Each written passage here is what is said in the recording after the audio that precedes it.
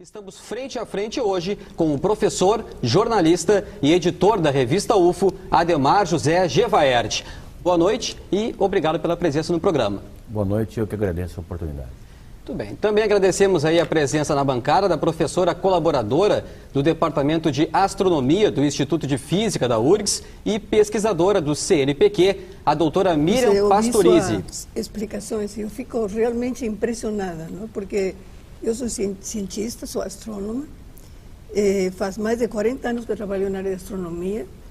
Eu estive observando desde meus inícios da carreira, dos 20 anos, digamos assim, nos observatórios. Estive no Observatório da Argentina, que é onde eu me formei, no Observatório do Chile, estive observando nas Ilhas Canárias, estive observando nos Estados Unidos, eu estive nos institutos da NASA.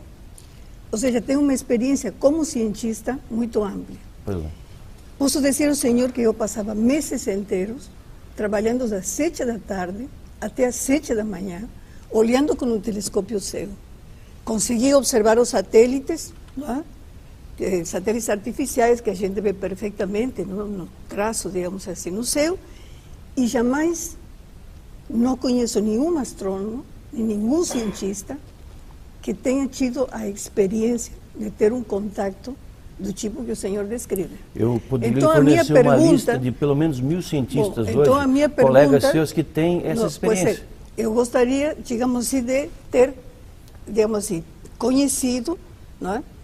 E posso dizer, por exemplo, até que eu fui a olhar nas revistas, não é? Que são revistas, digamos assim, que estão catalogadas, que a gente pode entrar, científicas, né, sobre alguma experiência desse tipo, e nenhuma está comprovada. Então, fico assim realmente muito impressionada com o fato do senhor dizer, por exemplo, que aqui o governo brasileiro está pesquisando isso aí.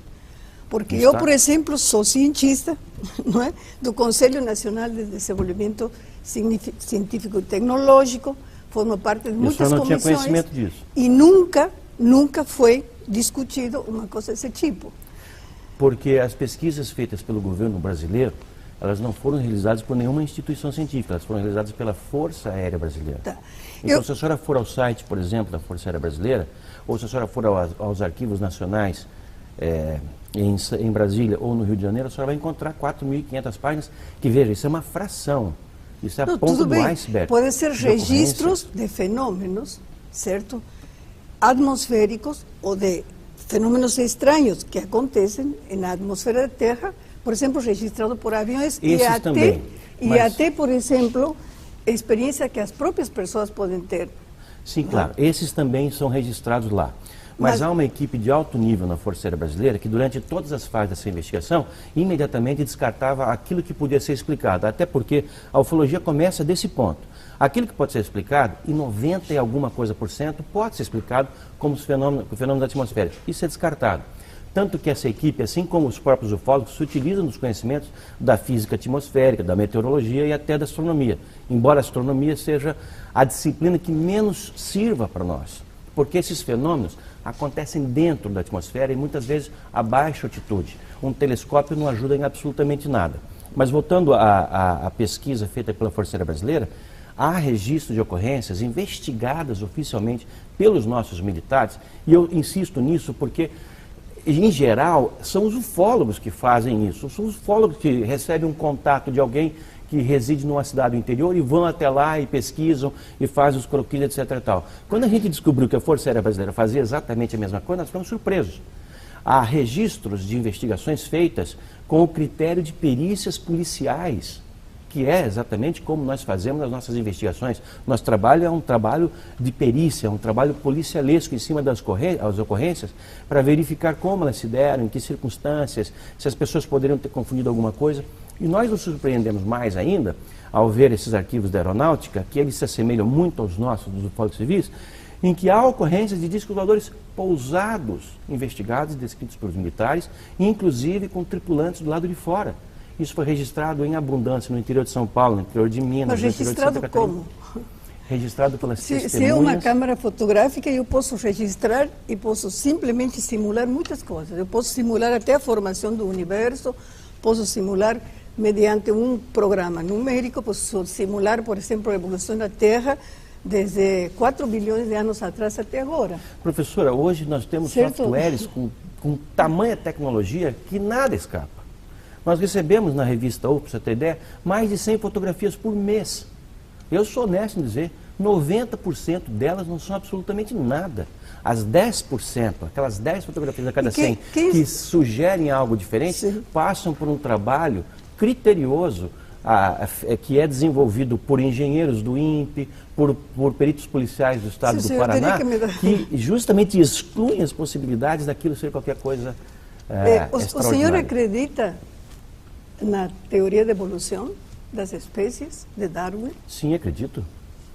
E o Parcialmente. Há alguns detalhes que eu discutiria sobre isso na E o festa. senhor, por exemplo, tem uma ideia, por exemplo, do tempo que levou a desenvolver, por exemplo, desde animais que eram praticamente unicelulares até animais tão complexos como o ser humano, Bom, as há plantas, correntes de cientistas que admitem que não houve tempo suficiente para que um ser humano tão complexo como nós somos, com 3 trilhões de neurônios, tivesse sido formado a partir da aceitação da teoria da evolução de Darwin. Eu não sei, eu não sou um cientista, sou jornalista, pesquisador, fui professor de química, tenho formação científica e eu tenho uma visão do fenômeno UFO muito, muito rigorosa. Até porque, como formador de opinião, ufólogo, editor de uma revista, eu sou obrigado a ver todos os dados que me chegam com muita atenção mesmo. E eu sou franco, eu ouço todo tipo de histórias e eu separo as histórias daquilo que eu considero investigável, fato. Hoje, colegas seus, astrônomos de várias partes do mundo, admitem publicamente Stephen Hawking, Michio Kaku. Eu acho que nós vamos falar, por exemplo, de um Marcelo Gleiser, que não entende absolutamente nada do assunto, se dá ao capricho de falar, por exemplo, sobre abduções ou sobre os círculos ingleses, os agroglifos, detonando essa questão, aí realmente nós vamos encontrar muito ceticismo. Eu posso dizer, senhor, o seguinte, como cientista, existe vida no universo, além da nossa existe. Claro. E possivelmente existem outras civilizações, eu também concordo, e possivelmente existem. Só que se o senhor pensa, por exemplo, não é? Quanto tempo a Voyager, não é, que é a missão espacial que vai abandonar, certo, o sistema planetário, justamente Parece que já até foi, né? agora em junho. Em junho ela vai sair, entra no espaço interestelar. Bom, a Voyager, ela viajou com uma velocidade de 61.000 quilômetros por hora durante 34 anos para abandonar o sistema planetário, certo? Que distância ela percorreu? Ela percorreu aproximadamente umas 120 unidades astronômicas. Unidade astronômica é distância Terra-Sol. A senhora que a senhora quer chegar, é claro, é evidente. Tá. É evidente que as distâncias interestelares não podem ser vencidas pelos métodos utilizados hoje pela tecnologia terrestre. Sabe, por exemplo, quanto tempo nós essa Voyager deveria viajar para chegar até a estrela mais próxima a nós? 80.000 anos. Sim. Com uma velocidade de 61.000 quilômetros por hora. Se fosse nesse sistema precário que é o que nós utilizamos então, hoje. o senhor fala de sistema precário. Tudo bem. Tá. Então, a gente vai dizer, por exemplo, bom, agora nós vamos inventar uma nave para que o senhor diga civilizações, que vem de onde? Nós de que região da nós galáxia, ainda não por temos, exemplo? nós não sabemos de onde eles vêm. Nós temos Tem que ser exteriores ao indicações, sistema planetário, não é? são outros sistemas planetários. Mas, por exemplo, a senhora sabe melhor do que eu que nós estamos tão atrasados em astronomia que apenas de uns anos para cá nós descobrimos que existem planetas fora do sistema solar. Nós não sabíamos da existência dos exoplanetas. Nós só supunhamos. Hoje nós, pelo método de transição, sabemos matematicamente da existência de planetas. E temos confirmado aí por algumas dúzias de que eles têm, supostamente, superfície rochosa. Isso tudo para dizer que nós estamos ainda engatinhando em qualquer sistema científico que possamos considerar. Eu acho o seguinte, não?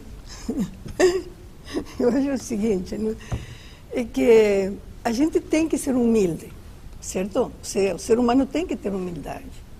E de saber que, por exemplo, para nós chegar a este estágio que o senhor acha assim como muito precário, isso foram consumidas muitas horas de trabalho. Claro, muitas horas de trabalho. Evidente, claro. Olha só, não é muito grandes tempo, avanços que nós fizemos, mas ainda assim avanços, passos de formiga. Dos sumérios até agora, só passaram 6.000 anos.